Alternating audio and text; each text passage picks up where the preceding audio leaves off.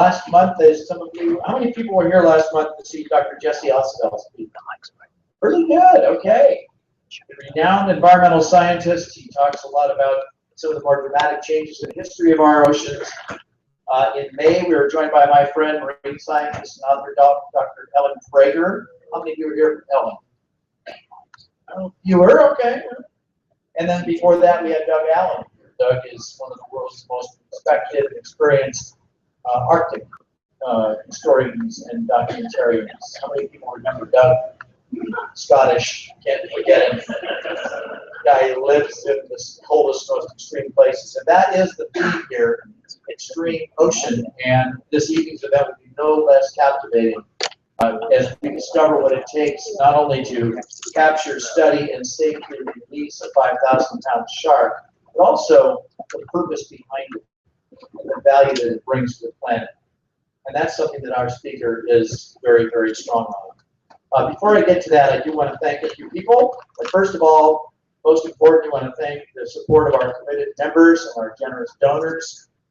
Those who have joined our aquarium family have given us their resources, their time, their talent.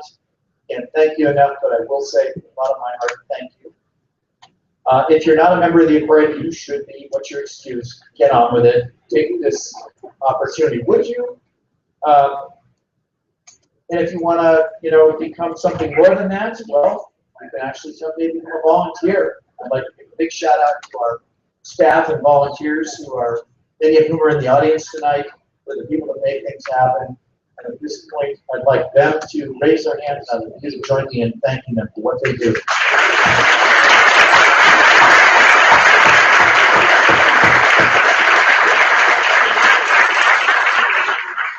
There's also a volunteer in the house who is a volunteer, a friend, a donor. What else? Oh, she's a board member. Elizabeth Wagner. Where are you, Elizabeth? Give us a wave.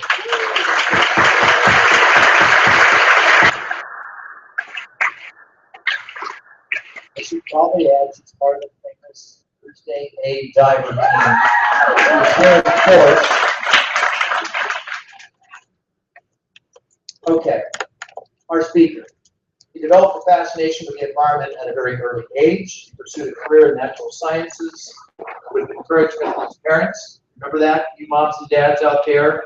Chris has been broadcasting a message of appreciating nature to large audiences since working in natural history programming early on.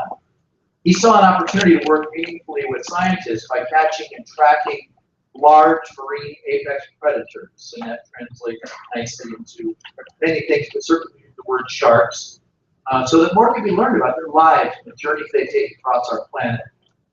Chris and his organization, OSearch, are in fact open sourcing the data they collect so that people around the world who connect with them digitally can track the sharks online, make their own deductions based on new, and we do mean very new scientific data. Chris is going to talk about that. I hope with my phone. You're going to get the app, I hope. Very, very, very cool. Chris and OSearch have been remarkably successful in helping connect people, many people in this way, with individual sharks and their stories. And I'm sure many of you are familiar with some of those sharks, and he's going to be telling us a little bit more about that.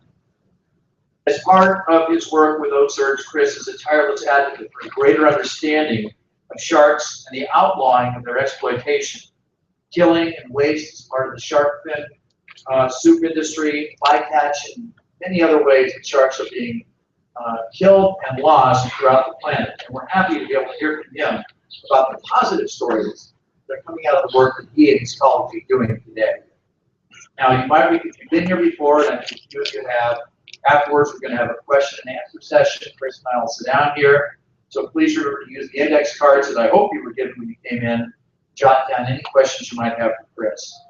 And just be sure to wave down one of our colleagues in the aisle, and they'll bring the cards down to the front, and we will put them on. So with that, I'd like you to join me in giving a warm welcome to Chris, who will be introduced by what I've been told is an outstanding video. So with that, welcome to Chris Fischer.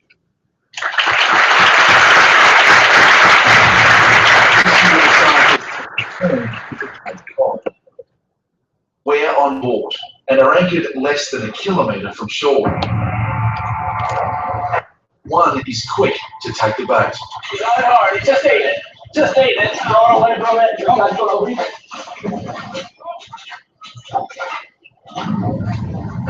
Hooking up is only the start. Good morning, guys. The public has been fascinated by sharks for thousands of years, since long before Jaws. But for all the interest, there's been a stunning lack of information. We spent time with the people who say they're trying to put facts behind the fear. Welcome back, everybody. My guest tonight is a shark researcher. You never want to hear him say, "Will you be my chum?" Please welcome Chris Fischer.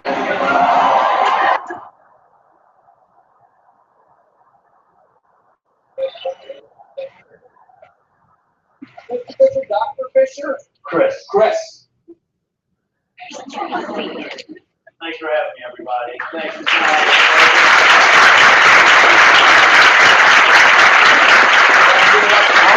Great to see all you guys out here. Thanks for filling the house and to all the people around the world that are watching us via streaming and through Meerkat.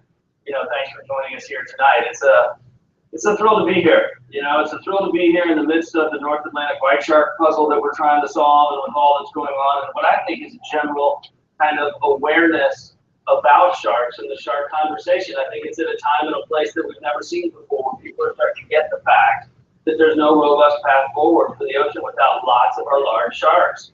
And that's really exciting. So what I'm going to do a little bit tonight is I'm going to talk to you a little bit about the journey of how we got here, who OSearch is and what OSearch is all about. And then also we're going to take a look into what's going on with the North Atlantic white shark, since it's right here in your own backyard. I think it's relevant to you all here locally. So we'll start off a little bit with just, my personal story. I grew up in Kentucky. I was the kid who was running around in farm ponds and creeks in the forest, chasing fish, catching and releasing bass, going frog gigging, getting dropped off after school, getting picked up before dark, every single day, all over. My parents made the outdoors super accessible to us. And I think that's really where the passion for the water and its future really was rooted in my soul and who I am and what I'm all about. And I think it really grew from there.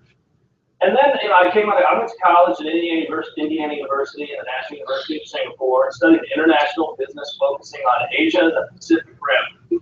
That's what I studied in college.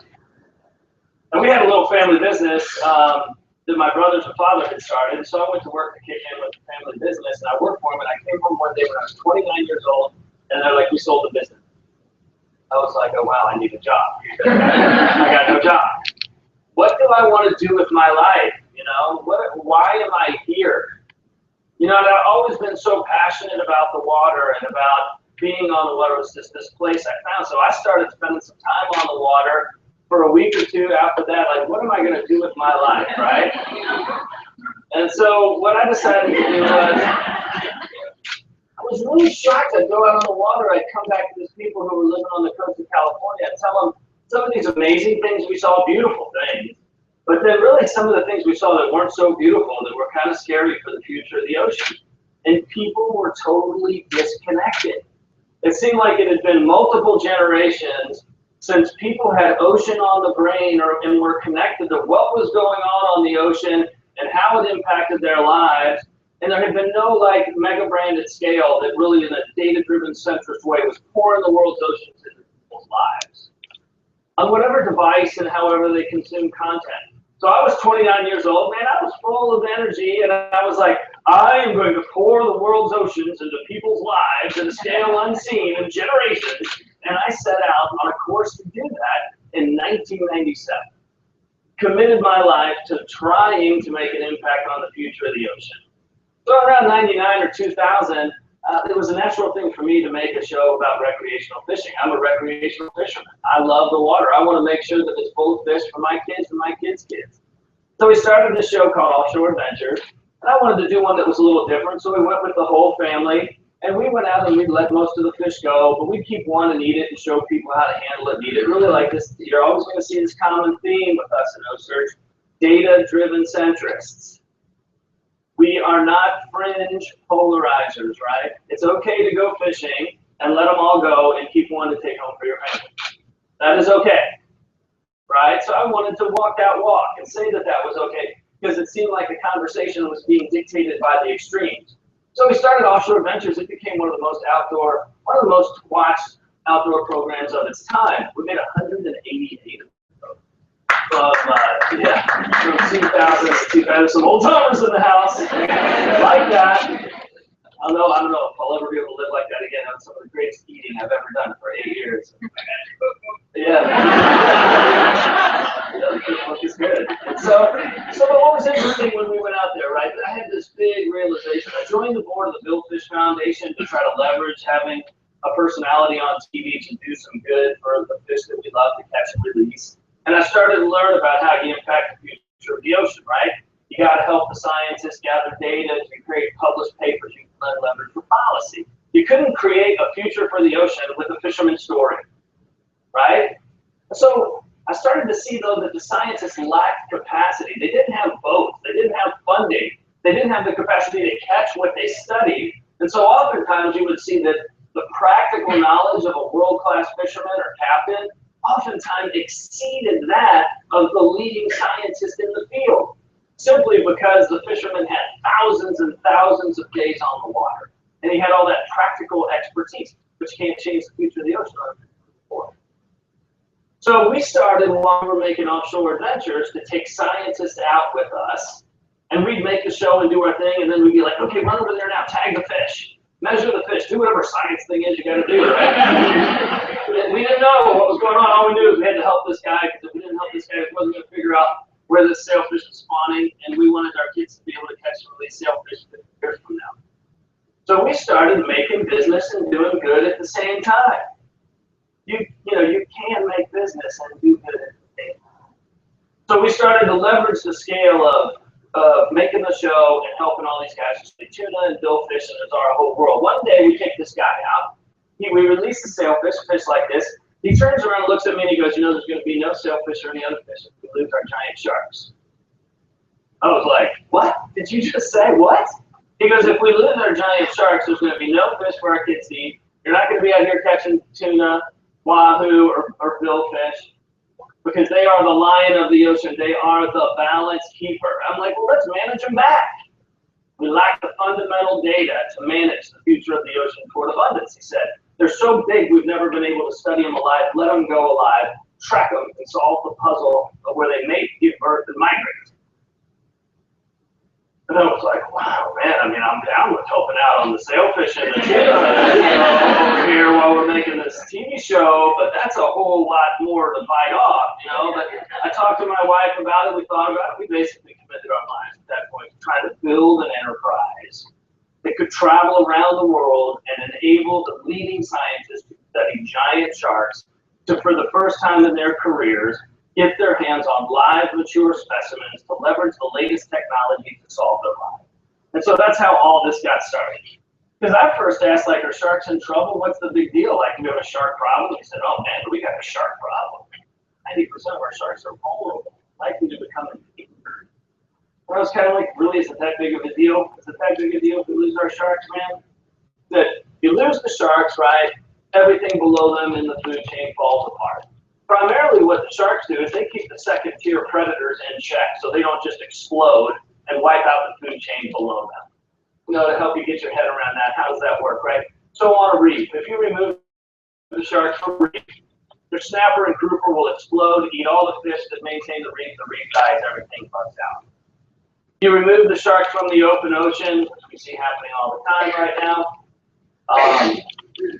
Squid explode like locusts. And they come up and they ravage all the fry that's hiding. There's nowhere to hide out there. It's hiding in the grasses. They push up bait balls during the day and start chewing on bait balls. But normally they wouldn't be able to do that if there was enough sharks there, because the sharks would move in on them and eat them. Right? So the squid explode, wipe out all the fry. You end up with a dead ocean. They cannibalize themselves, and you end up with just way of life. We've seen it off the Pacific side of Chile. We've seen it in the Sea of Cortez. So our sharks are crucial for the future of the ocean. They're vulnerable and likely to become endangered, and they need a new PR agent because they got a bad brand. Right? They have a branding problem, a major league branding problem. So what is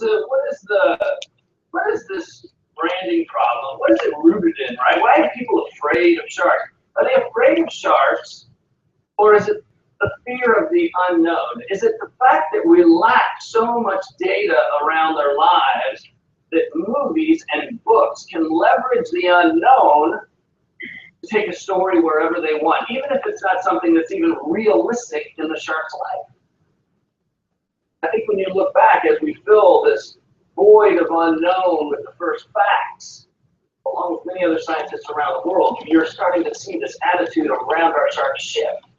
Because people are afraid of the sharks. But the reality is, 200,000 sharks will die today. 200,000 sharks died yesterday, 200,000 sharks will die tomorrow. 100 million sharks a year. And you're like, man, it must be really important if we are killing the future cornerstone of an abundant ocean. What if something really important must be happening to be killing 100 million sharks a year? Come to find out, it's for a bowl of shark fin soup. So it's 2007, and I'm kind of getting my head around this, and I'm like, okay, I refuse to trade the future of the ocean for a bowl of soup. It's just a bad trade. Bad trade. Your 2-year-old will tell you that, he wouldn't make that trade, right? So that was really when my wife and I committed basically all of our resources toward trying to close these data gaps, to manage our giant apex predators back toward abundance by enabling researchers to close these fundamental data gaps we have. And it was going to require a special vessel to do that. So kind of took everything I had, found this boat, bought it on a handshake in Costa Rica from a guy who was really generous. He said, I told him I don't have money to buy your boat, but I need the boat.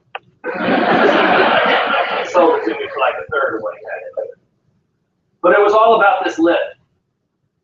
The question was, could we get these giant apex predators in the lift to create some safe access for these scientists for the first time to be able to release the sharks alive? And this is the O-Search. This is a retired Bering Sea crabber. The same type of boat you see in Deadliest Catch. It actually served as a Bering Sea crabber in the past. I think it's a great symbol of a vessel evolving from one that was harvesting and taking to one that is pouring back into the future. And it's really the crab holes in the deck of the ship that allow us to extend that lift and pick up all this weight off the side by pumping water into the port side and pumping out the starboard side lift, right? So it's interesting that it's a Bering Sea crabber. 5 Caterpillar engines in it. We'll talk about Caterpillar a little bit more. They're really what makes everything possible right now. So this is a clip. So the question was then, okay, you got this fancy idea, you got this fancy boat with a lift, you got some really talented crew members, guys like Captain Brett McBride, really one of the most talented watermen I've ever met in my life. And in the fall of 2007, we bring a team of men and women together, and we head out to Guadalupe Island to try to, for the first time ever, place this tag on a giant mature white shark. This is kind of weird. Every time I see this clip, I have goosebumps right now because I just feel tremendous fear. The fear of heading 300 miles offshore with a group of men and women to try to do something that had never been done before. There was no book on how to do it. Nobody knew what was going to happen. It almost seemed overwhelming. It almost seemed like it was so, everyone said it was impossible, right? Thinking back to Kentucky, that table that I grew up at, that dinner table, amazing parents, right? George and Mary Lee Fischer. Amazing parents, so many life lessons at the dinner table. Chris, never become overwhelmed by the scale of the challenge that lies before you. You're all going to have white sharks in your lives. It just may not be a white shark, but it's going to be a challenge that seems like you can't overcome, in particular to the kids, you know. And so they just used to say, you know, just keep inching forward. An inch is a cinch, a yard is hard. Just keep inching forward, and what seems impossible is suddenly right before you. And I remember thinking that heading out on this trip, and this is what happened when we inched forward in 2007 in Guadalupe. Now he's coming in. Stop, you guys. Go, let go. Slide, up. So when that lift goes in the water, we're exposed. Pull him over if you can. I'm just going to end it. No idea. Clock's moving, everybody up! So I remember at this moment, I was like, okay, wow, it's possible. You know, and then this overwhelming burden of how are you going to keep this funded and go around the world and help all the smart men and women solve their puzzle kind of started to wash over me. But it was really all about getting that spot tag on the tip of its dorsal fin. Every time that shark stuck its dorsal fin out of the water now, for 5 years, it was going to reveal where it was in real time. And for the first time in history, we were going to have the complete migrations of mature females and mature males, which then somewhere within those migratory paths would be the mating site and the birthing site. And the countries in which they visited would have to affect policy to look after their future. So it became possible. I mean, you can understand when you look at this why scientists hadn't been able to capture a 4,000-pound white shark by themselves. Scientists and its intern, as capable as they are not going to be able to go out and capture a 4,000-pound white shark without the help of some world-class fishermen, right? So it became about creating a common vision with a selfless disposition. A common vision with a selfless disposition. Imagine how powerful it would be if we were all on a common vision for the future of the ocean and no one cared who got the credit. Anything would be possible, right? And so what we did was we brought the practical knowledge of the world-class fishermen together with the academic world on a common vision with a selfless disposition. And therefore we were able to come together and an ocean-first mission and explode the body of knowledge forward. So how are you going to pay for that? Some of you all know our background. We leveraged television for the first 4 years of this work. We sold about $20 million worth of TV, and we put half into the research. We took the other half to make the shows, and at the same time leveraged television to build a global brand in 180 countries and 30 languages, which we're going to need to leverage as we support effective policy, right?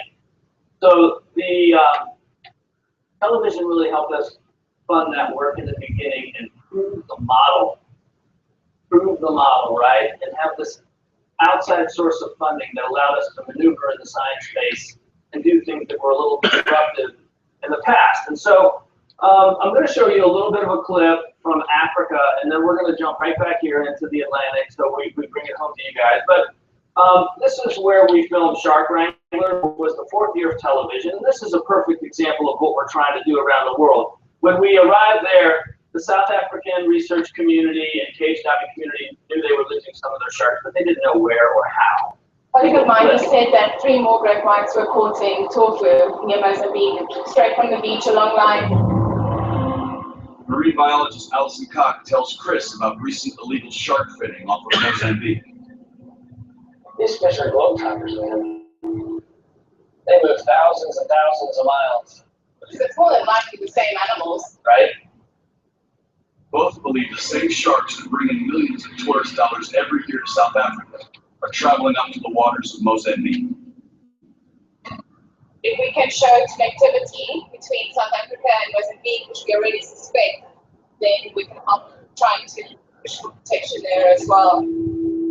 Right, so you can change the future of the ocean on a fishery story. There was a world-class scientist, Alison Cock, and they knew they were losing the sharks, but they didn't have any evidence to prove that they were actually coming from South Africa to impact policy and the future of their sharks. So we went down there on a bold mission. We went down there to tag 40 great white sharks. The single biggest white shark expedition in history, actually broken into 2 pieces, and 1 year later, boom! Radical volume of data, right? Now you can see a lot of it is very coastal and a lot of it is offshore. The big movements offshore are primarily big mature females. They tend to have a lot more complex migration than the males. The males are very coastal. Some things across the planet are consistent. So, but what you see here was suddenly we had the data that really connected South Africa to Mozambique and Madagascar, and we knew if we we're going to look after the South African white shark, all these people have to be talking. It doesn't do you any good to save them in South Africa if they're whacking them in Mozambique, right? So, real impact, real data, real leap forward. This is where I don't talk that much often about Caterpillar other than saying, you know, they enable. When we were getting ready to go to Africa, science story, our machinery was so old we weren't going to make it. It's a long way from Florida to South Africa, you know, like 30 days at sea. And so I went to them, I'm like, hey, we need some help, we need to look after this, we got to go help the African people down there. And they came in and literally just gave us a new engine room without even a piece of paper. And they're like, go down and do good. That was it. I couldn't believe it, and that's really what enabled this. And there was not even a piece of paper. And that oftentimes, you know, people don't operate like that anymore. That was wonderful to see. While we were down there, we started to see these white sharks showing up in Cape Cod. You know, you all are from the region. You know that over the last 8 or 9 years, we started to see more and more white sharks showing up off Cape Cod in a predictable way. And I had promised Dr. Greg Scommel that I would come help him after we finished working in Africa, thinking we were still going to have another TV show. But after we went down there, our show was canceled, so we had no funding. So I had a little bit of dough left. I scrapped together my last dough, and I went up there and I'm like, let's go help Scommel. We promised we'd help him.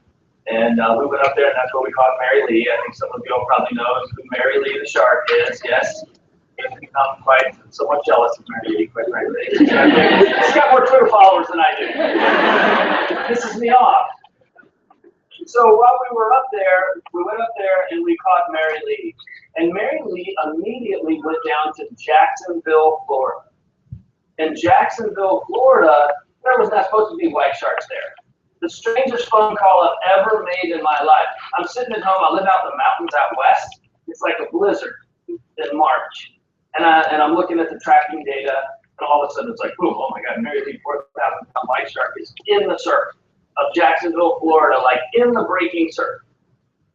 I was like, oh, what am I supposed to do? I didn't know what to do. I'm like, I feel like I gotta call somebody. Who am I supposed to call?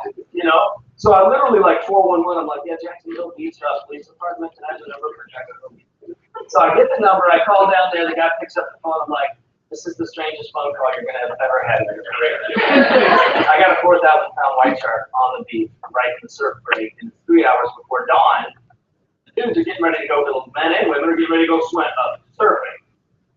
So they close down the beach, and then Mary Lee moved 3 miles offshore in like 1 or 2 hours and pinged it again, and they opened it up, and everybody went about their business. I really didn't understand that there was going to be like a public safety component to this work. We're just trying to help the sharks, right?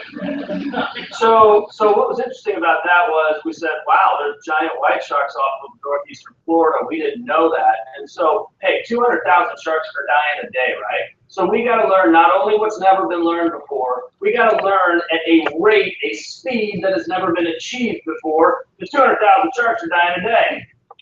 It's not something we can just ease our way through. We have to charge it like it's never been charged before. So we tag Mary Lee, she moved to Jacksonville. What's going on in Jacksonville? Move the ship. We rolled down there, everybody said, you're never going to catch a white shark in Florida. It's impossible. We know nothing's impossible, right? Because an inch is a cinch, a yard is hard. So we went down there an inch forward for 30 days. This is what happened. Oh, he's on it. Right, he's on it. Going under the boat.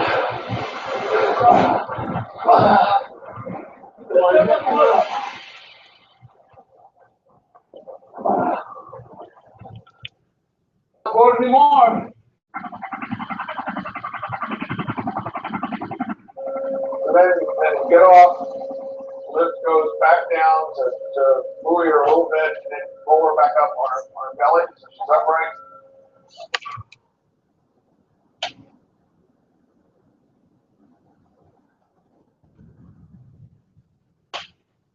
You know, she's coming across if I got to look out. Good, just come straight.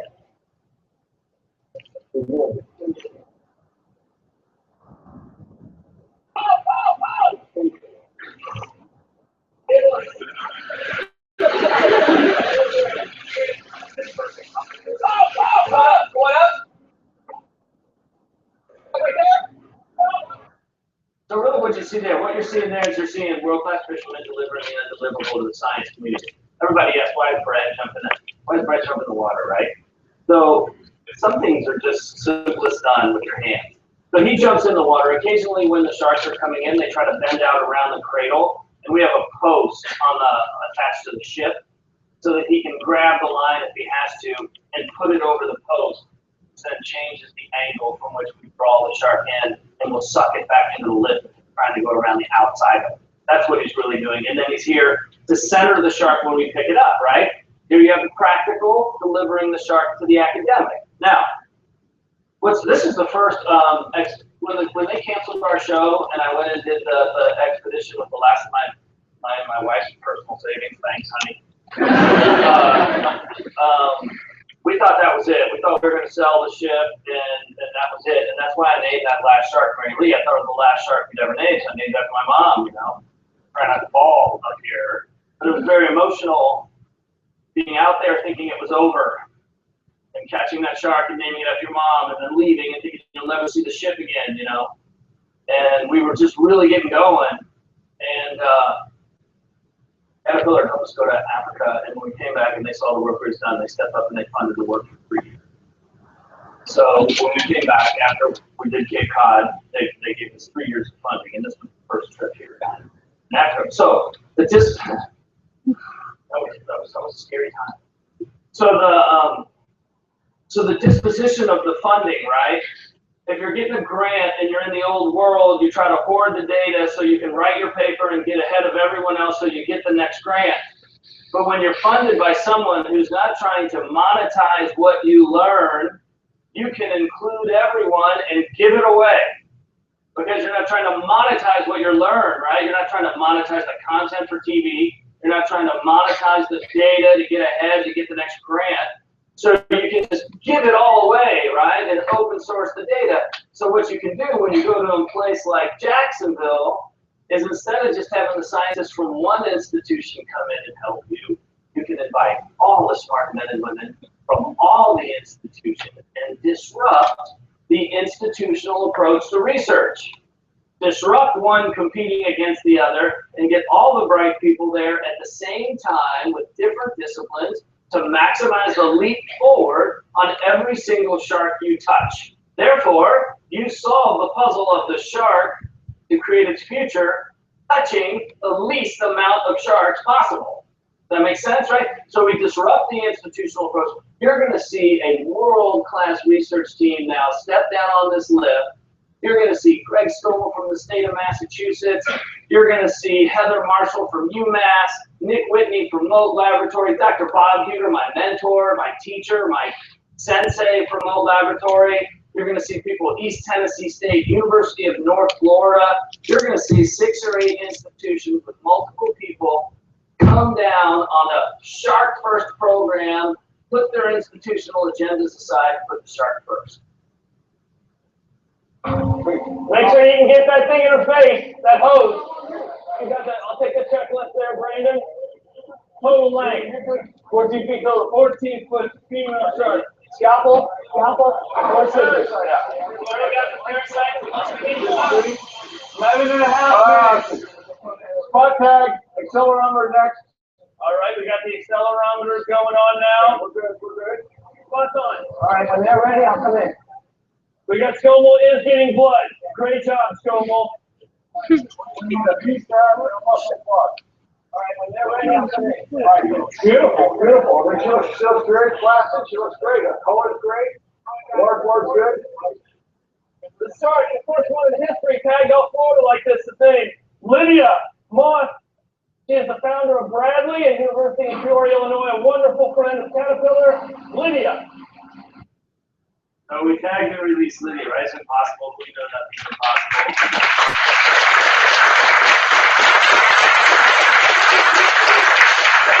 Florida, then, you know, we just come from Africa, right? We're like, man, we're going to Florida to work. We're like, this is going to be the Kush expedition. Kush.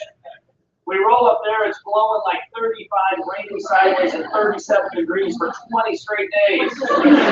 Trust us, way worse than the Cape of Good Hope off of Africa. Way worse. I mean, it was brutal. You could see Brett standing there like hypothermic. You know, but we named that shark Lydia. We fished for over 20 days for one shark. One shark. Nothing's going to come easy when it's never been done before. Somebody would have done it, right? But what's that shark worth? He's traveled over 35,000 miles in 2.5 years. Lydia is, quite frankly, she's a little bit confusing. When you look at her compared to the pattern we see around the world. It'll make a lot of sense if we see Lydia show up in Cape Cod this fall, but if we don't, we like kind of got to just collect more data and see what unfolds. So she was tagged off of Jacksonville, moved up into Newfoundland in the wintertime.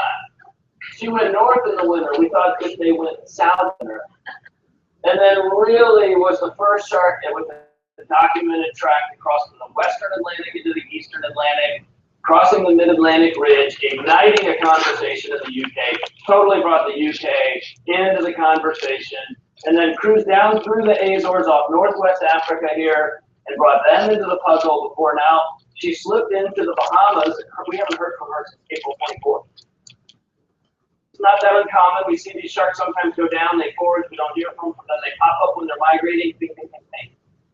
And then they find a place they like, they seem like they go down, you don't hear from them, could be weeks or months, pop up in a very similar area, and then bing, bing, bing, they seem to travel on the surface more than below the surface. Not all the time, but that's a generalized statement we see. So we know now that if we are going to look after the balance keeper of our eastern seaboard and have a robust ocean for our children, we must bring Canada, the UK, Europe, and Northwest Africa into the conversation, because their fleets are out here hitting it hard, right? It doesn't do any good for us to look after them here if they get whacked out there. And we're seeing that happen with our smaller sharks. We're seeing our mako sharks and our blue sharks and all of them, they're getting taken. We're losing over 50% of our pulse. We're losing over 50% of our small sharks, non-large white sharks, in the fur we tag. That is what 200,000 dead sharks a day feels like. Tag 20 sharks, 10 of them are dead in less than a year. Crazy. So Lydia, and this body of tracking that she's doing here, makes us realize we can't get this puzzle to succeed, all by ourselves. And so what else has been going on in the Atlantic? It's a lot like Africa. Boom, data explosion, right? You're seeing 5 white sharks tagged moving up and down the East Coast. You're seeing several hammerheads over here, some tiger sharks. Like, this is real progress, right? There is a tidal wave of science coming. And when you look at it globally, this is just our tracking since 2012. This doesn't include 7, 8, 9, 10, and 11. You go from a situation where this is kind of the body of knowledge of real-time tracking on our large apex predators to this. Boom, we've been busy. We've been giving away 3 expeditions a year as we move around the world. In the last 2 years, last year was the year of South America with Ecuador, Chile, Brazil. Just completed 2 expeditions in Australia, and we're now bringing the ship back home for 3 years of expedition in the Atlantic and the Gulf in late 15, 16, 17, and early 18. So the ship is on its way home right now on a 70-day trip. It left Australia about 15 days ago, and we're bringing her back here to solve some of these puzzles that we work on back home. All really funded by sustainably innovative companies. Look, caterpillars are making sharks cool, man. That's like the parts off of bulldozers and backhoes and things. Connects the dots, right? You can make sustainability fun, and you can have so many people following along with you that it's good for the brand to fund the work in the beginning. And on that disposition of that funding, right, breaking the old way, right, has allowed us to enable over 80 researchers from over 40 institutions and 22 expeditions, right? So we're trying to create this world-class substance, disrupt some of the concept of institutional approach. But everybody started to ask, who owns the data? Who owns the data? Oh, man. Do I get to decide since we're funding it? Oh, yeah, Chris, I guess so. You're funding. Everybody owns the data, man. We're going to open source the data so that everyone in the world can be involved in real time. There's no data hoarding. Minnow search. Shark first, ocean first.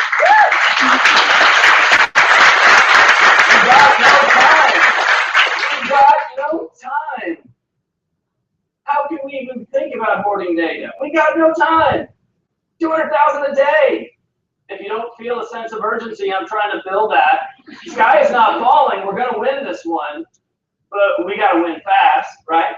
So we open source the data, and millions of people pile in. Oh my gosh, I've never been able to be in the midst of a real-time shark project like this, where I'm learning at the same time as the academic, the PhD. You mean I can see the puzzle? I can maybe help my brain power, the collective brain power, through observations and open communication, maybe help make a leap forward in solving this puzzle, or at least witness it. 400 million-year-old secret. 400 million-year-old secret. People piled in, and particularly the students piled in. So I began speaking in schools, and I went down, and we were in Jacksonville, and I spoke to this one school, and this phenomenal teacher. I walk into her room. I can't remember the grade. It was like second, third grade. And she's got sharks and maps all over the wall, and the kids are drawing it. And she had taken the tracker, and she started to leverage it as a teaching tool. I was like, wow, that is really interesting. Because after all, I mean, you guys know what the biggest room in the world is, right? Biggest room in the world? Throw it out there, classrooms, big room. The biggest room in the world is the room for improvement, right? No matter how good you get at anything, the room for improvement never shrinks. So how are we going to live our lives, right? How are we going to live our lives with a disposition of always, even though you accomplished something that everyone said was impossible, are you just going to stop there? Or are you going to live in the room for improvement and just look at it as a new vista from which to stand to see further than you could ever see before, right? So all of a sudden, we're open sourcing data, just trying to do the right thing. Boom, we got the attention of the kids. Oh, let's feed them a world-class STEM-based educational curriculum. So while they're tracking their favorite shark, they can learn math and physics and geography while they're tracking their favorite shark in real time. So suddenly now, we're out there on expedition, we're exploring, we're cutting film, we're putting it out in real time. You feel like an explorer? You can be on expedition with us in real time. 1 to 2 to 3 minute films coming out every couple of days. We release a shark immediately on the tracker. You feel like a scientist? Follow along on the tracker with the scientist. Oh, and by the way, when you go to school on Monday, you do a math problem based on a shark that was released on Saturday that you watch Saturday night and we're tracking on Sunday. So you got exploration in the now, science in the now, education in the now. Everybody lives in the now, right? Nobody cares what happened yesterday. Nobody cares what happened more than 2 hours ago. We're so connected, right? So now you've got all these layers trying to pile up, taking advantage of the opportunity of kids' attention. It's so hard to get, right? Sharks and magnets.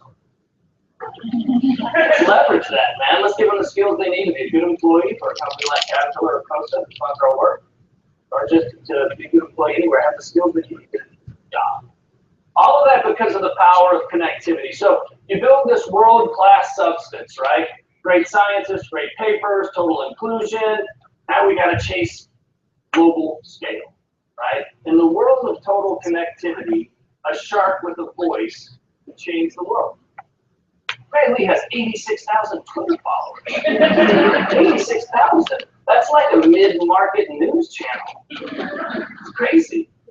So she's giving people an opportunity to connect directly with sharks. Obviously, they host their Facebook page, there's 400,000 people following that. We have all these different handles. We have a collection now of massive handles which we can create a conversation and engage with the world at scale and move a conversation from one that's rooted in fear by openly communicating and evolving the conversation to one that evolves to appreciation and an understanding that we need sharks for the future. And the proof is in the tweets. I mean, you see these tweets, people are shifting how they feel about sharks. People do not feel the same way about sharks today that they felt even 3 years ago. People are starting to get it. And that is hugely exciting. It's I just want to read the look at this. These people are warm and fuzzy about the sharks. You see the sharks moving up down the coast, and someone's in Jacksonville. They're like, "Mary, when do you come back?"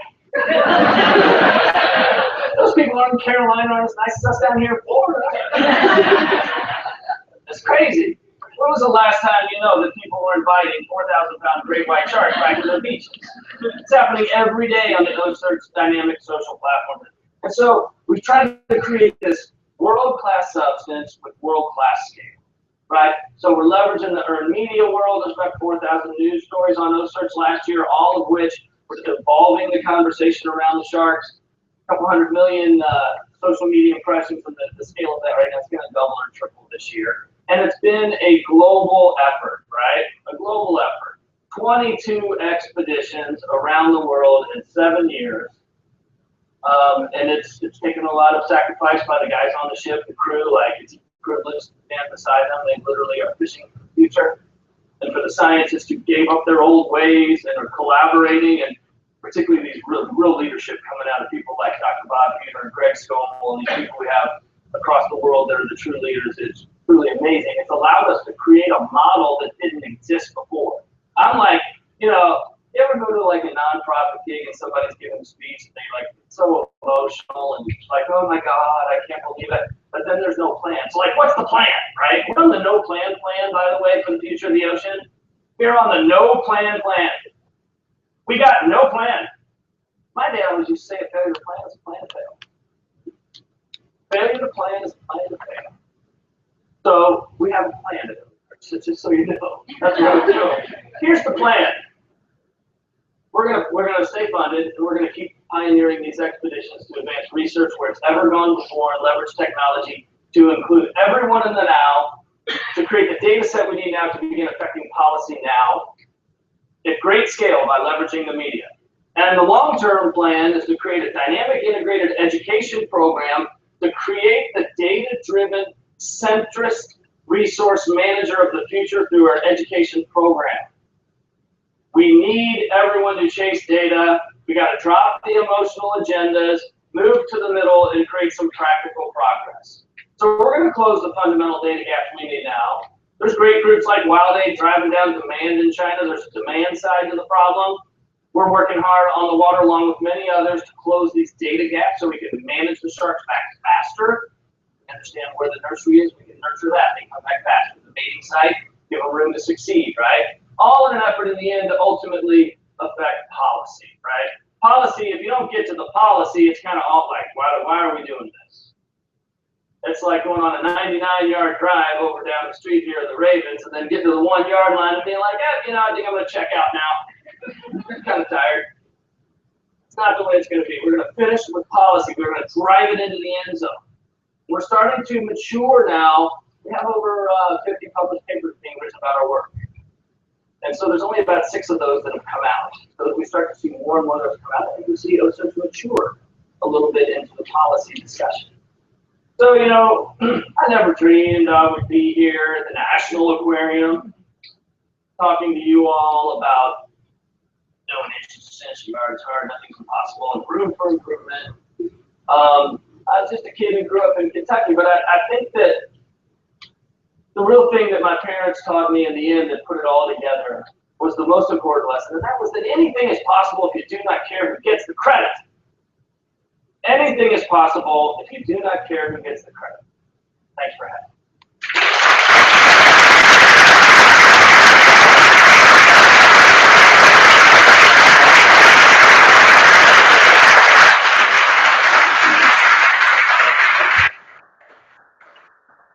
Wow. Can you bring the lights up? We're gonna do a fun part of our program now, which is to give you a chance to pose some questions, comments, thoughts, impressions, insults, hopefully not insults, to Chris. I've got a few already, but if you have got one, please flag down one of our staff on the aisles, and they will come and grab it or send it out to the head. And Chris, we're going to go for a while here, if you're okay with that. Yeah, absolutely. Do we have Wi-Fi here? Yes. Oh, yeah. So we want to put up the tracker of this lesson. That's a great idea. Can we get live? Yeah. Other Chris?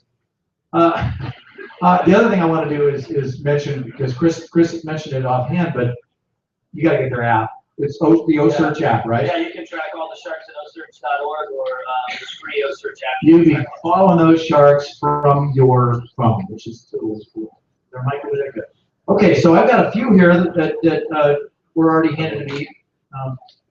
So let's get started here.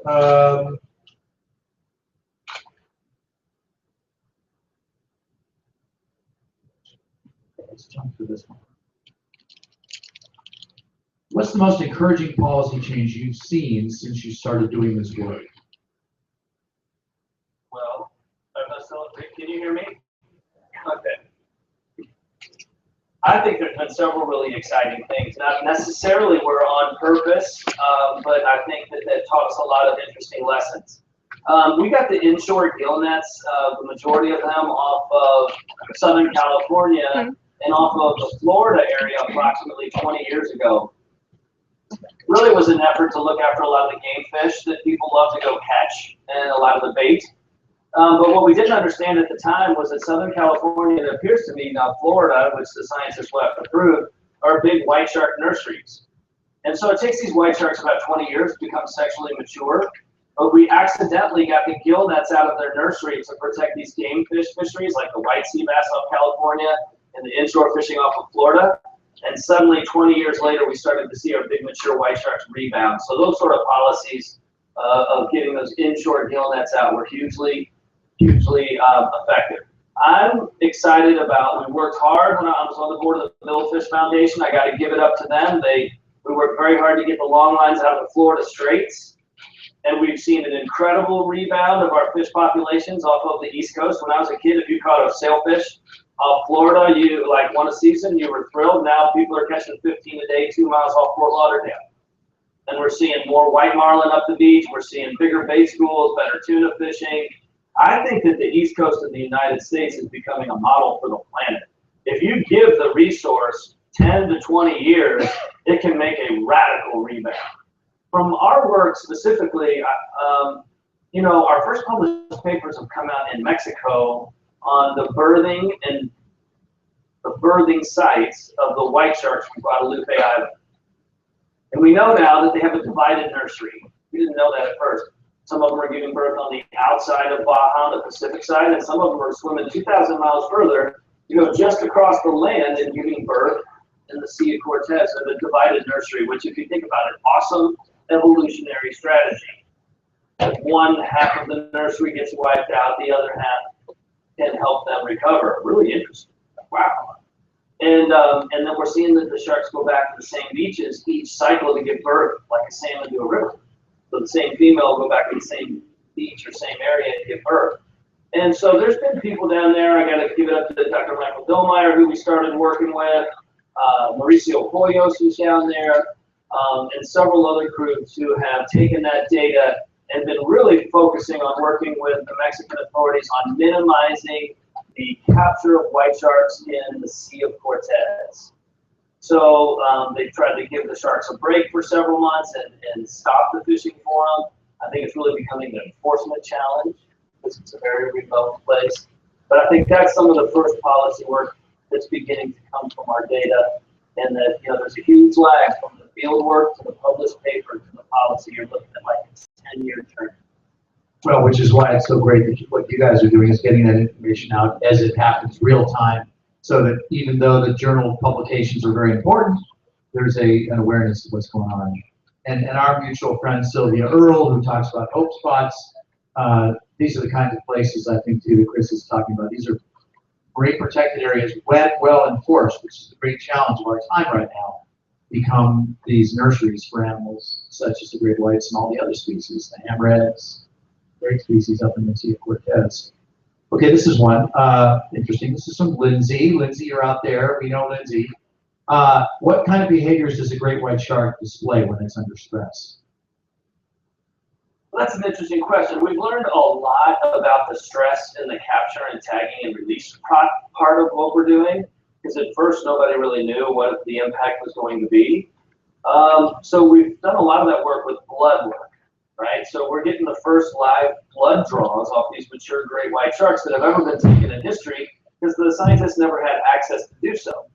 And we're learning that the time on the hook is the major impact on stress.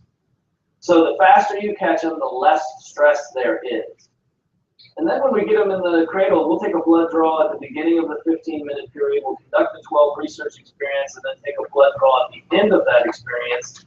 And we're not seeing incremental stress across the time in the lip.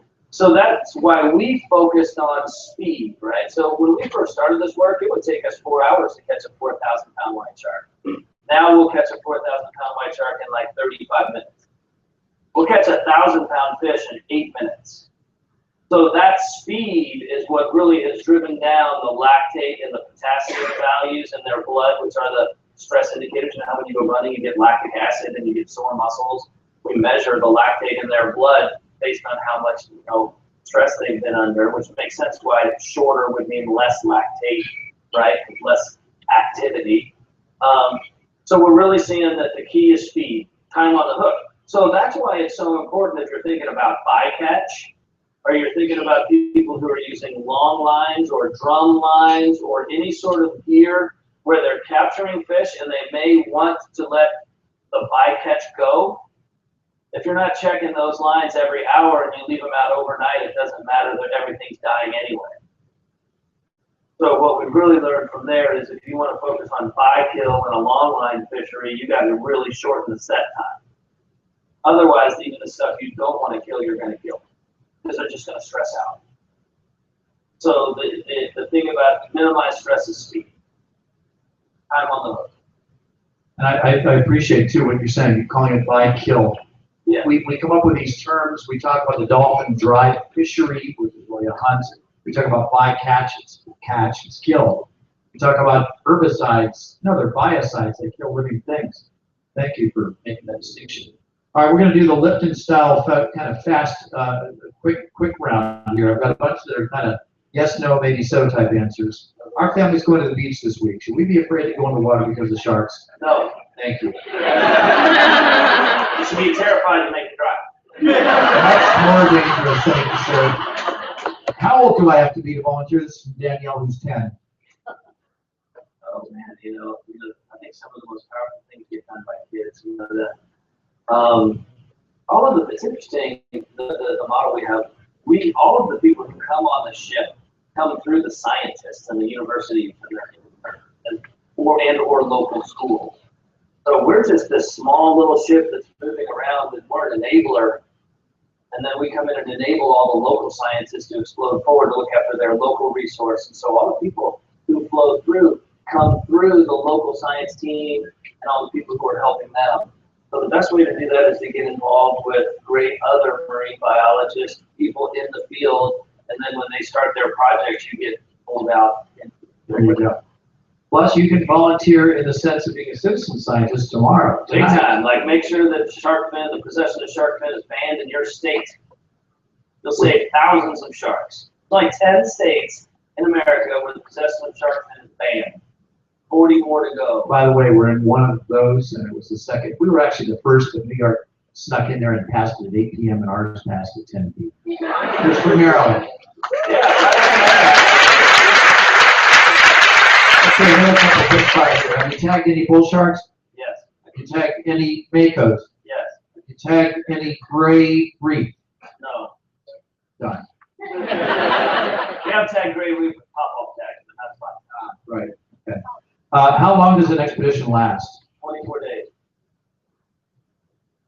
How many teeth do great white sharks have? I have no idea. Lots, and they keep making. There's so many, it's hard to keep track. Does the shark, okay, here's one you can answer with a more extended response. Do the sharks feel any pain during tagging? No, it doesn't seem like it. You know, when you see a bolt on the spot tag, they don't even move. But when you cut their skin to get a muscle biopsy, their skin's flinching all the time.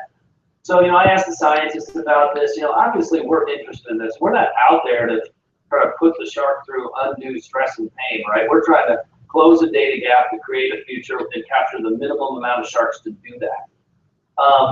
So on the dorsal fin, no, I don't think so. Certainly when you take a muscle punch out of their back, they feel a little twitch, probably feels like a bee sting. Scientists tell me there's some recent science that came out on it that they don't really feel pain. So that's what I know. I know that we've bolted that spot tag onto 200 sharks. And they've never moved while we do that, but they always move and try to get a tissue. So it seems like their fins almost are more like fingernails, or maybe I think it feels like You would move. Well, someday I'll tell you about piercing my ear while crossing the equator as a 20-year-old sailor with an ice cube, 2 beers, and a sailor's needle. I can't remember, thank God. But we do think about those things. I think some people don't think we think about those things. And we're in it for the shark. You can tell that just looking at that video clip and when I watched the show, the level of effort you guys put here. Well, you got to remember too, these are great white sharks. They sometimes do feed in groups on carcasses, whale carcasses, that sort of thing. There are a lot of teeth involved. You see a lot of ray marks on some of these animals. I would say the majority of the sharks we capture are missing a significant portion of some of their body. Whether it's just chunks out of their side or half a fin, or they lead very violent lives in their normal life. It's super violent. Mating is very violent. And so our impact on them is nothing compared to their normal life. Sure. Say it's kind of the bee sting kind of thing. Yeah. Oh, yeah, this is a good one. And I think there's probably an interesting answer to this. Have you or anybody else thought about applying the same technology to other open ocean predators like tuna? Yes, we have done a tuna study where we captured an internally tagged tuna in the Galapagos Islands to do this kind of spatial study to see. We were tagging sharks, tuna, and all the way down to the bait fish and everything in between, so they could see when the shark moved in, how did everything else move? Spatial distribution, right? They had the whole area wired with receivers. And so yes, we have done that. Now you can't really put a spot tag on a tuna because it's not going to come up finning like a shark and give you time to beam the signal through a satellite and in. So sometimes you have to match the technology with the behavior of the fish, and certain times they won't work and certain times they will. We have internally tagged tuna, and then they use that to do movement studies when they swim by receivers in Galapagos Islands, and so that we can't use a spot tag on them. So I think you all get that, but Chris is describing, you've got your spot tag, which is that's the tag that transmits tracker time. Yeah. You've got pop-offs, which it carries with them, and it indicates time, depth, various other factors, temperature, usually salinity they only stay on sometimes. for about 6 months, and they Pops off, it beeps, and you go what find it. happened in the past. Yes. It's not real time. Not real time. And then the internal tag, which is a whole new direction, where there are arrays of sensors in the water, is usually done in very regional kinds of studies, so that as that fish swims by one of the sensors, you now know where he is, and there can be other data that transmits. And that's really for a fine scale study. If you catch a fish on a beach and you have a bunch of receivers, you can see which part of the beach that shark likes more than the other.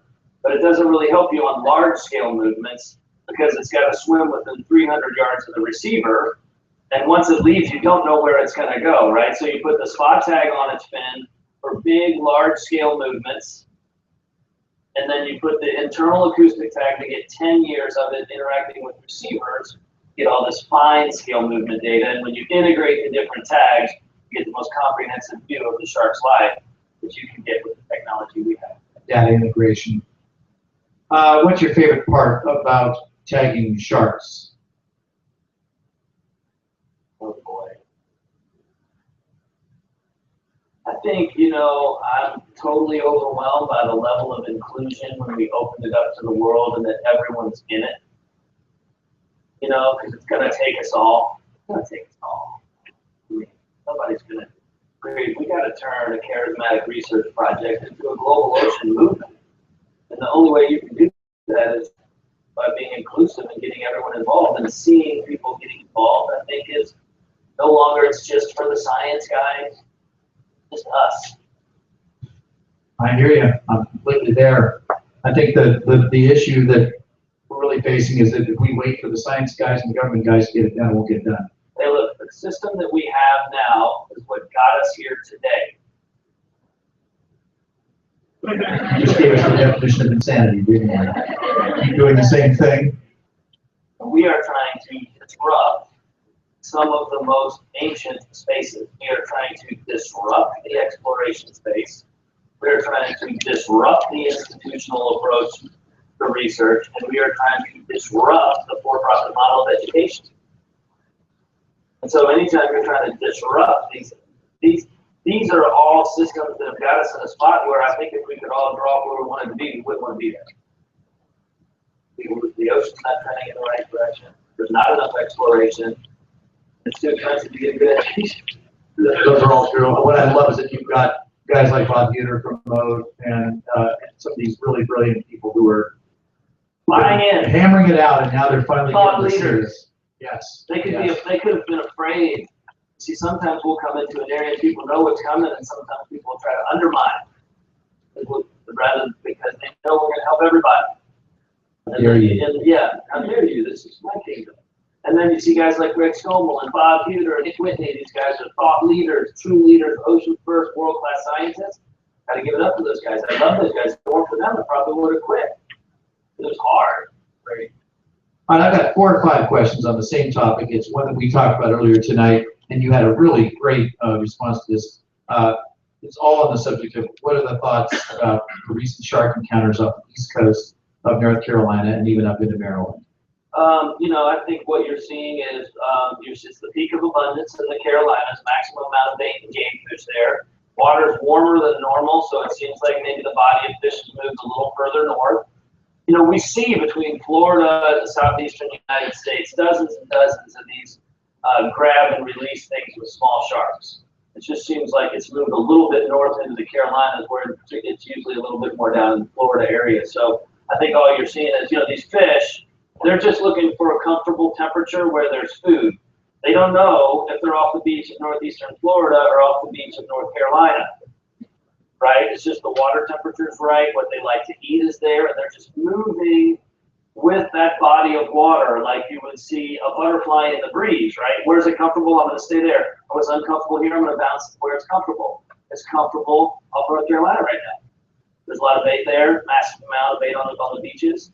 So the game fish and the predators are there. And so we're seeing our grab and release type of events just move a little further north than we're used to seeing.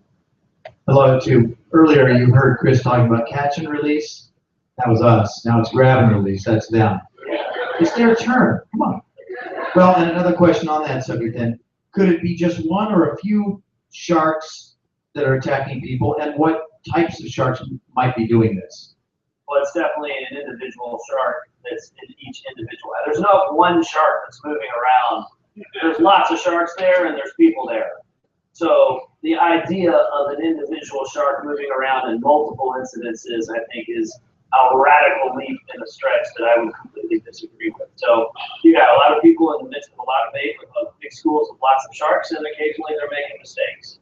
I think what was difficult about North Carolina was the 2 individuals who lost their limb. And our thoughts and prayers go out to their family. I asked some of the scientists down there. We work with great scientists down there. A guy named Brian Fraser, who we tag tiger sharks down there with in the Carolinas.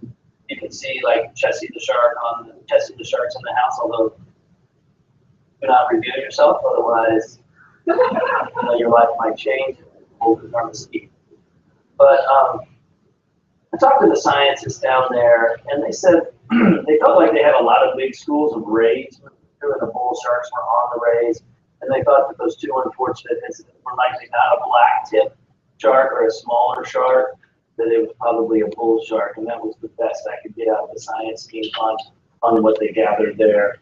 Very unfortunate, very unusual, and thank God it has my Bull sharks are pretty powerful characters too. Of all the sharks you tagged, which one was the hardest, and how much time did it take to tag it?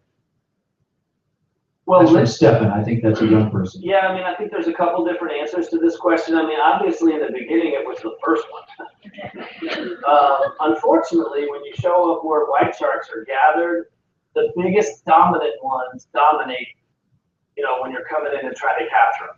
So here you are, you're going out, and you're trying to pioneer this work at Guadalupe in the fall of '07, and you're on the drive out there, and I'm like, man, wouldn't it be nice if a little one showed up at first, It's so sweet, man, like a 7-footer, 8-footer. You show up there, the only ones that fight first are the 16-footers, 15-footers, and you're this is like really hard to start at that. And they were destroying our gear, just destroying everything, the heaviest gear in the world. And so we finally got our head around how we were going to capture them, and really just leveraging ancient fishing techniques that, were about leveraging buoys and ropes and boat driving. And so started to get head around it. But then since then, really, the most difficult one, capturing Mary Lee, was absolutely brutal. There was a lot of current, and we got down current of the ship with her. So we had to get back up to the ship, really just crushing the guy's hands, you know, brutal. That was very difficult to capture and release Mary Lee. But then I got to give it to the, you know, these guys are used to fishing for 10 days for one shot, 20 days for one shot. And then we don't come in, right? We go out, and 24 days later, we come in. So we live in it. I think that's one of the reasons we're able to kind of plug in and have success, is because we never leave it, we get in it, and we just try to say to people, we just try to listen to the ocean. I mean, she's going to say yes, and she's going to say no. And when she says no, you say okay. And when she says, here's your shot, you just got to be plugged in enough to take advantage of that. And so capturing Lydia off of Jacksonville, where it had never been done before, going into your 20th day of like 37-degree weather with 30 knots of wind, freezing every day, and still going out dawn to dark. Dawn to dark, dawn to dark, dawn to dark. Like, come on, man, this has never happened before. Is this really going to happen? Come on, man, we got to grind it out. At least that's data, too. We know with that amount of time on the water and that amount of effort level, there was nothing. What's hilarious about what happened down there was the weather got so bad off Jacksonville that we were forced to come in behind the jetty at the exit of the St. Johns River. It was the only place where the wind and the waves and the weather wasn't so massive that we could work. She pushed us in there. Boom! 2 white sharks show up within like 3 hours. We never would have gone in there. She pushed us in there. The weather pushed us in there. We just listened, and then we worked there. Let's go try there. And then it happened. It was like a miracle. It's fishing. Yeah, you have to be plugged in, though. You have to be plugged in. You got to be able to listen. Somewhere in all this, I think it's kind of appropriate that it was the hardest tag that you ever did was your mom. We're not going there, man. Not your mother-in-law. It's not the first time I've heard that. If we need to step outside, we'll step outside. What are you saying, man? Plans for any research off the coast of East Asia? Would love to go work off East Asia. Really, though, I got to get the OCERT. I'm only funded through the end of this year. And that's been, you know, I've kept it rolling from 07 through 15. If I don't raise $3 million by the end of the year, I'm going to lose the ship in my house. Do we need to send letters to Caterpillar? I don't think that, no, but I mean, that's just the reality from which we live in. That's just how it is. So in order to go operate in Asia, which I really want to do, like certainly would hit home with the conversation, is you need a multi-year, financially stable situation to go over there, because it's going to be expensive. It's a long way. You need to know that you're set, because there's a white shark puzzle to be solved off of eastern Russia and northern Japan. We know they're there. We have no idea where they're moving, mating, or moving around. We want to take the conversation and track the sharks. Look, man, I want to go and name a shark off the coast of China after their famous, most historical figures, and let them all track them around, and then someone can decide who's going to whack that shark.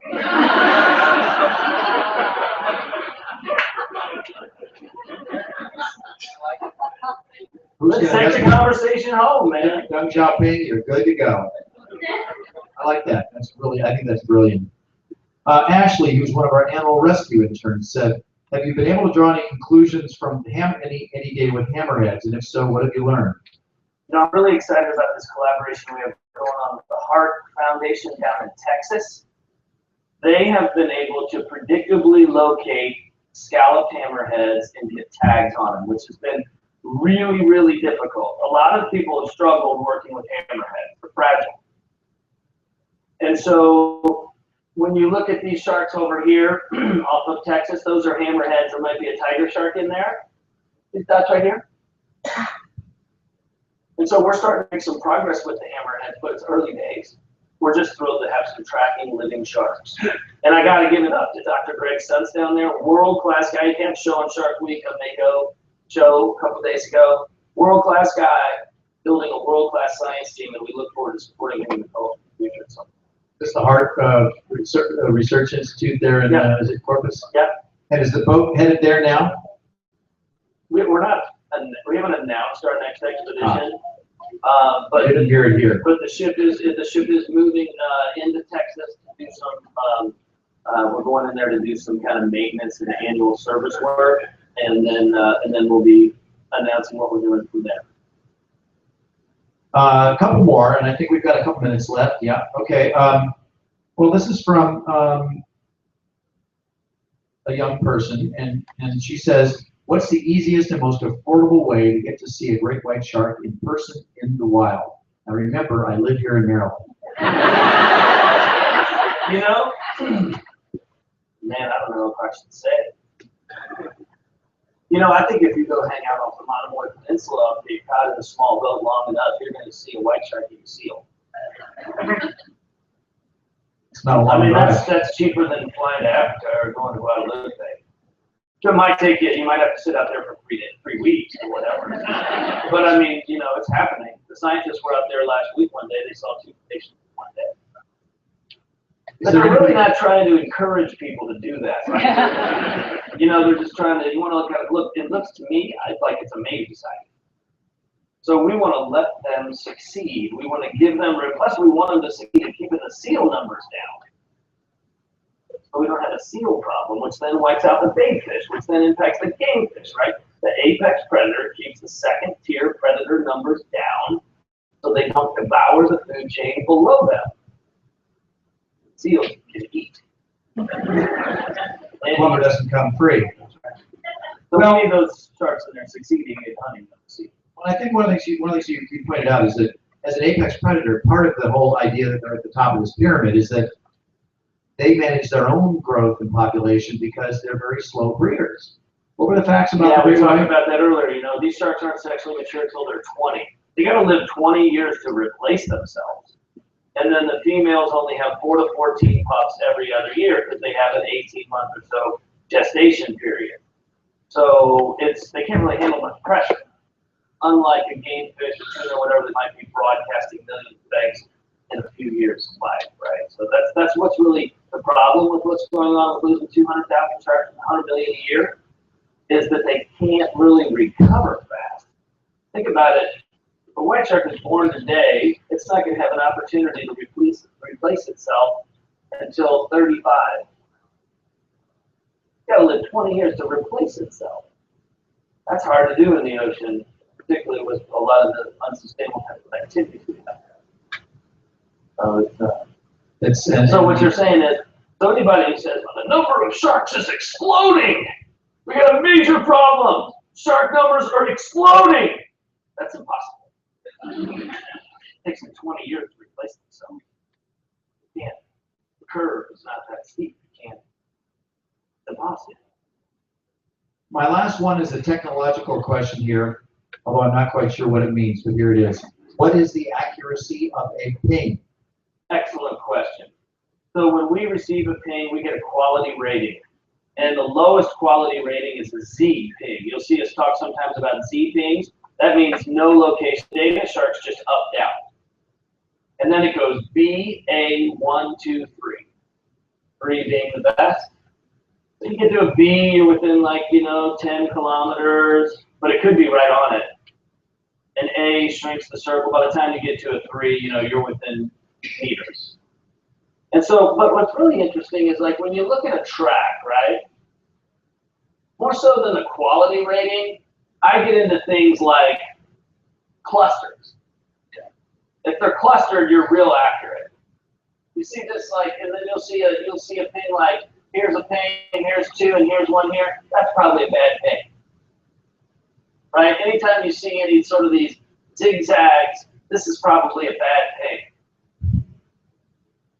Probably went from that cluster of pings to that cluster of pings. Right, so when I look at the tracker, if you see a big shark on the beach and there's a cluster of pings, it's on the beach. If you see one ping and it's in a weird location in relationship to the previous ping, so we gotta wait for another one to see. That might be kind of a little bit of a zigzag there, not real accurate. You got to extrapolate or interpolate or both. Yeah, but what do you do. Like, we're putting the data out there, and you're talking about a 4,000-pound mice shark. We got to tell everybody where it is with the best info we got. Where it is or where it might be. Yeah, I mean, you can't be like, well, that's not a bad thing right there. Also, you know, the Chesapeake Bay, we're not going to put that one up. They don't think he's in your Well, marina. that's sure. It's unlikely, but maybe. So you just got to put it up, and then you qualify it. You say, we need to wait for another ping. It's a low resolution ping, and we'll see where we go from here. But just FYI.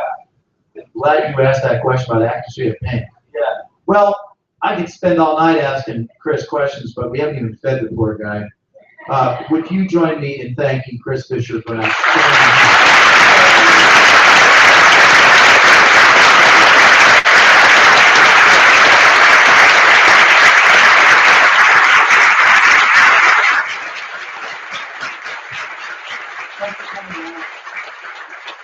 Sometimes you know, you're out there on the boat and you're doing this work and you're out there all by yourself and you're like, are we crazy? You know, like, is anyone into this? Is this worth it? Is it, you know, and then you come and you see events like this where everyone comes down and it really makes you feel like it's worth it and we're all in it together. So I'm really grateful you all came down. There's 300 good data points of proof plus several thousand online, and I think that's per your point about Marianne's Twitter followers. I think there's a lot of people who care about what you're doing. Thank you so much for that, Chris.